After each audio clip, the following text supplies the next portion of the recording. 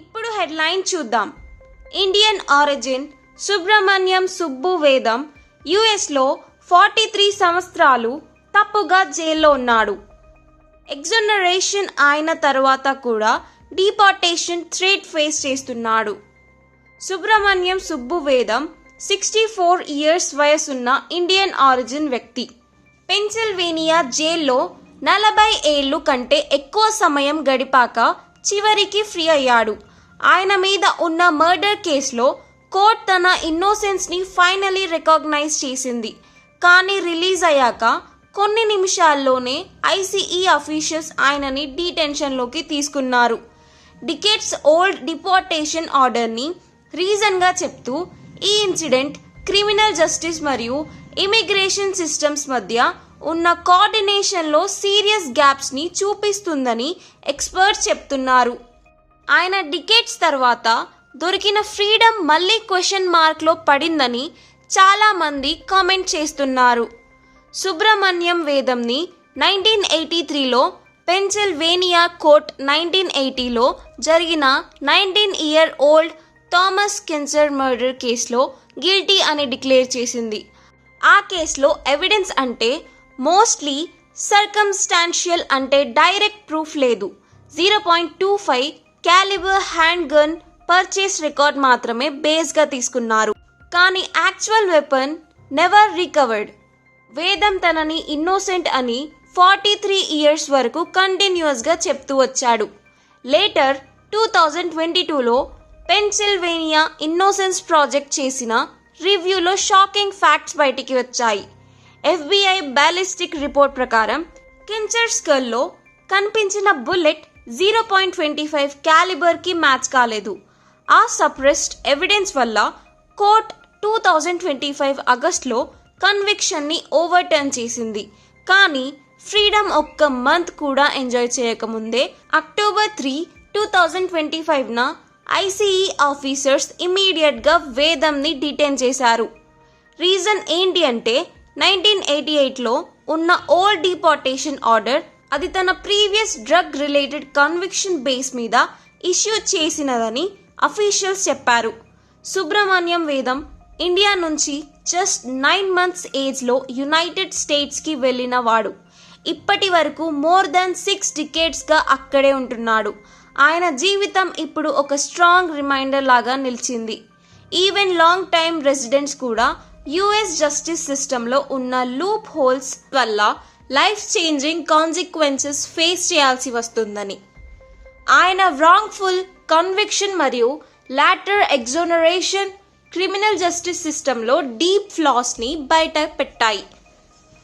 Especially evidence mishandling, prolonged legal process మరియు accountability lakh వల్ల ఎంత డ్యామేజ్ జరుగుతుందో క్లియర్గా చూపించాయి.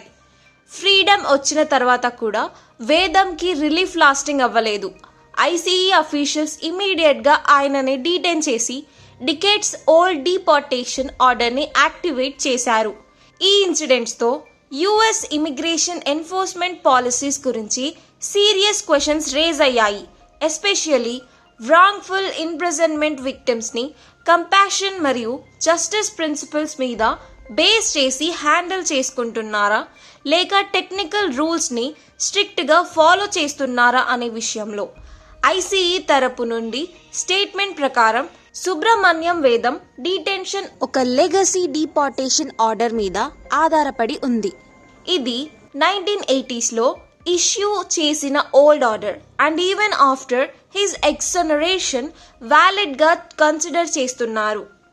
ఏజెన్సీ అఫీషియల్స్ చెప్పినట్లు వేదంని కెరీర్ క్రిమినల్గా లేబుల్ చేయడం ద్వారా తన ప్రీవియస్ డ్రగ్ రిలేటెడ్ అఫెన్సెస్ని జస్టిఫికేషన్గా చూపిస్తున్నారు. అనలిస్ట్ చెప్పినట్లు ఇలా చేయడం ద్వారా ఐసీఈ తన ప్రొసీడ్యూరల్ స్టాండ్ని డిఫెండ్ చేస్తున్నప్పటికీ హ్యూమన్ రైట్స్ దృష్టిలో ఇది డిబేటబుల్ ఇష్యూగా మారింది. వేదం లీగల్ టీమ్ ఇమీడియట్గా రెస్పాండ్ అయ్యి ఇమిగ్రేషన్ కేసుని రీఓపెన్ చేయాలని మరియు డిపోర్టేషన్ స్టే కోసం పిటిషన్స్ ఫైల్ చేసింది. వేదంకి ఇప్పుడు అట్లీస్ట్ ఒక ఫెయిర్ ఛాన్స్ ఇవ్వాలి తన జీవితం యుఎస్లో పునర్నిర్మాణం చేసుకోవడానికి. ఎస్పెషల్లీ 43 years రాంగ్ఫుల్ ఇంప్రిజన్మెంట్ తర్వాత పర్టికులర్లీ చూస్తే ఇప్పుడు జస్టిస్ సిస్టమ్ తన నిజమైన జీవితంని పునర్నిర్మాణం చేసుకునే అవకాశం ఇవ్వాలి అనే ఆర్గ్యుమెంట్ స్ట్రాంగ్గా కనిపిస్తుంది. వేదం పొటెన్షియల్ డిపోర్టేషన్ గురించి ఫ్యామిలీ మరియు సపోర్టర్స్ చాలా కన్సర్న్ చూపిస్తున్నారు.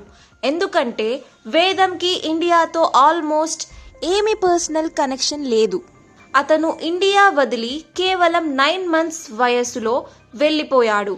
మాకు ఆ సమయంలో జీవితం గుర్తుంచుకోవడం కూడా అసాధ్యం అని వేదం జాయ్ మిల్లర్ వేదం యాడ్ చేశారు.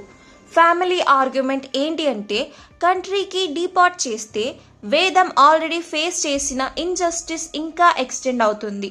సపోర్టర్స్ కూడా చెప్పారు వేదం 43 years జైల్లో ఉన్న తర్వాత ఇమీడియట్గా డిపోర్ట్ చేసే మూవ్ హ్యూమెన్ కాదు అని. ఈ సిచ్యువేషన్ పబ్లిక్లో మిక్స్డ్ రియాక్షన్ క్రియేట్ చేసింది అండ్ లీగల్ ఎక్స్పర్ట్స్కి కూడా కన్సర్న్ రేస్ చేసింది.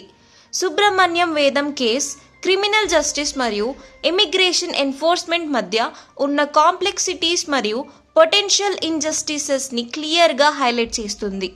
ఇప్పుడు తన లీగల్ టీమ్ డిపోర్టేషన్ ఆర్డర్ని ఛాలెంజ్ చేస్తున్నారు అండ్ ఈ ప్రాసెస్తో wrongfully imprisoned ఇండివిజువల్స్కి తర్వాత ఎగ్జనరేషన్ అయిన వాళ్లకు సంబంధించిన ఎగ్జిస్టింగ్ పాలసీస్ మీద బ్రాడర్ ఇంప్లికేషన్స్ ఉంటాయి అని ఎక్స్పర్ట్స్ చెప్తున్నారు.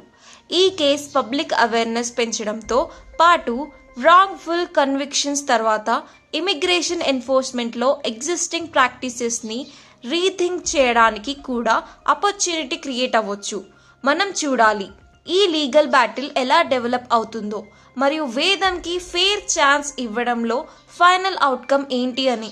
ఈ ఇంట్రెస్టింగ్ వీడియోని లైక్ చేయండి, షేర్ చేయండి మరియు ఇంకా ఇలాంటి వీడియోస్ కోసం ఛానల్ని సబ్స్క్రైబ్ చేయండి.